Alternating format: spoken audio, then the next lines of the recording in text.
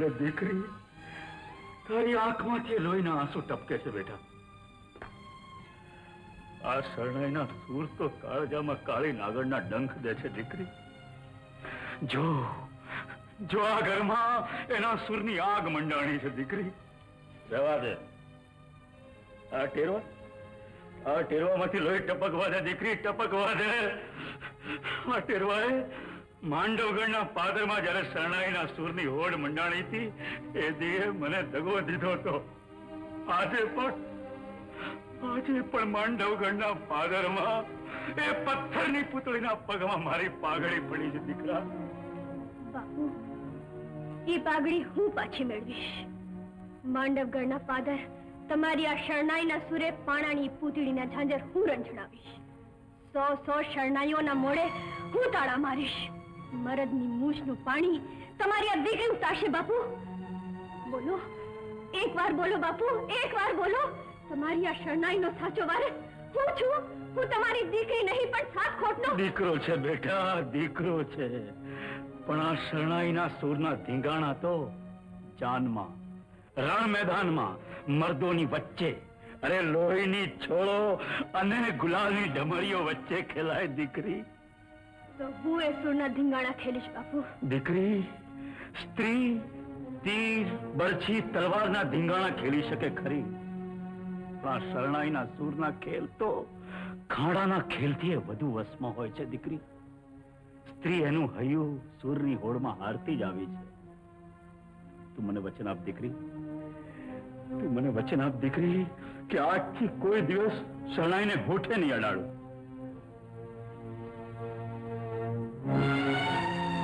મારો કોલ છે, આજથી શરણાઈને હું હોઠે નહીં અડાડું.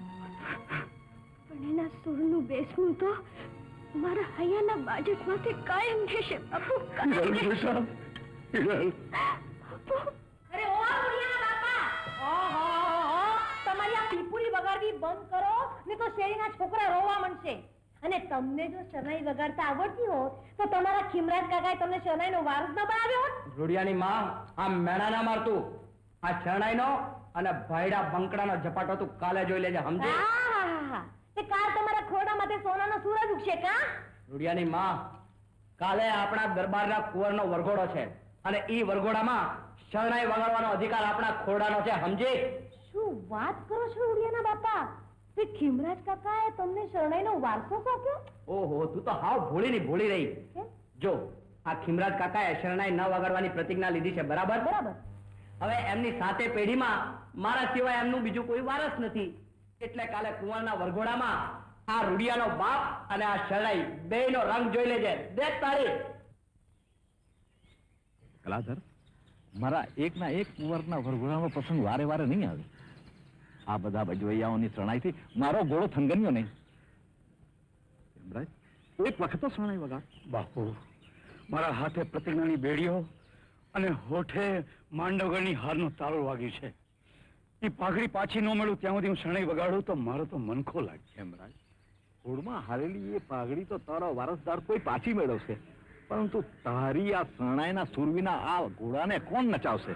બાપુ, તમારો શબ્દ આંખ માથા પર, પણ હોડમાં હારેલી એ પાઘડી હું પાછી મેળવી ન લઉં અને મેળવીને મારા માથે ન બાંધું ત્યાં સુધી જો હું શરણાઈ વગાડું તો કલા અને કલાધરનો ધર્મ લાજે. હેમરાજ, તો શું આજનો આવો રૂડો પ્રસંગ સાવ આમ જ જશે? તારા સિવાય આ ઘોડાને નચાવે એવો કોઈ બજવૈયો હું જોતો નથી.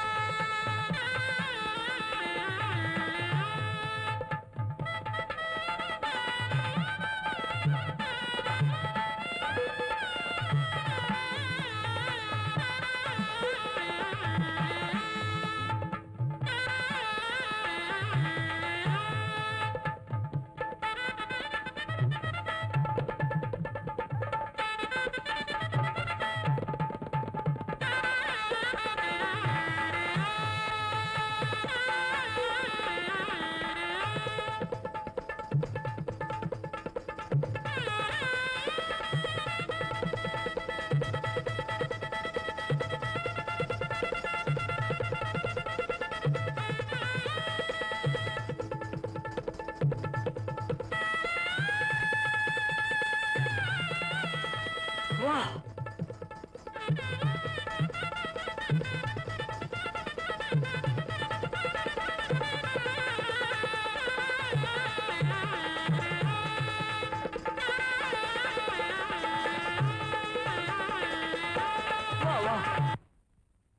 આહા.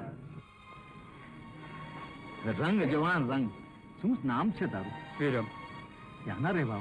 કંકાવટી. કંકાવટી? બાપુ, એ ગામ હારે તો આપણે જૂના વેર છે, પણ જુવાન તે આવીને આજના આ પ્રસંગને ઉજળો કરી બતાવ્યો છે. અને આજથી તે એ વેર વિસરાવ્યા છે. હા હા. હું તને આજથી મારા રાજના ભજવૈયાનું તને બિરુદ આપું છું. અને હું તને મારી શહેણાઈનો વારસો સોંપું છું. બેઠા બેઠા ટાળો પર ઉતાવળો થામા આમ ઉતાવળે અંબા ન પાકે. મને જવા દે દલા. આ તો કાં તો